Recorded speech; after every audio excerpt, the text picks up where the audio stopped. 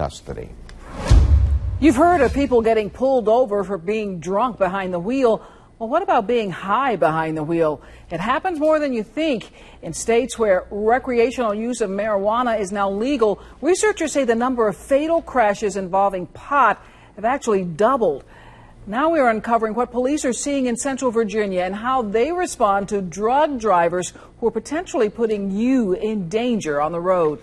On your side, Brent Solomon has the story, noon 11.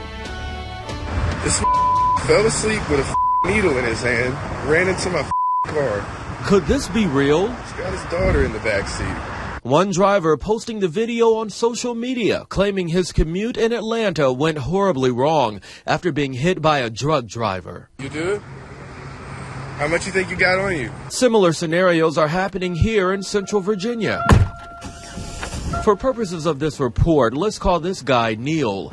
He lives in the Richmond area and admits he often smokes pot before getting behind the wheel. Everybody's doing it.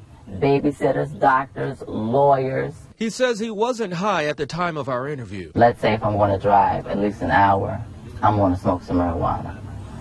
It just makes the drive better. That's what has local safety leaders worried. Researchers say a decline in alcohol-related accidents have had a negative consequence, an increase of crashes involving drivers high on other drugs. Cocaine, heroin, crystal meth, it's all out there. And they're doing these drugs and driving? Yes, sir. And here's the problem. Unlike alcohol, which may take a few drinks to get you drunk, experts say drugs like heroin immediately impacts the driver, causing many to pass out right on the road. When you get to 9, I just want you to make a smooth turn. Sergeant Edward Pierpont of Chesterfield Police demonstrating common tests his officers are using to determine if a driver is high, even putting me to the test. Do you step off line?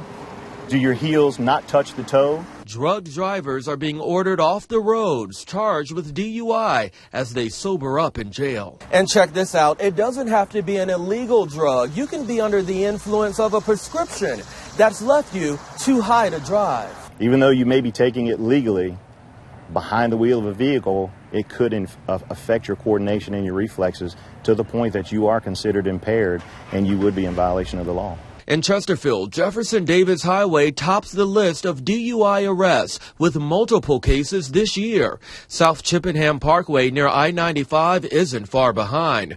In Henrico, West Broad Street is keeping police busy with 67 DUI arrests this year.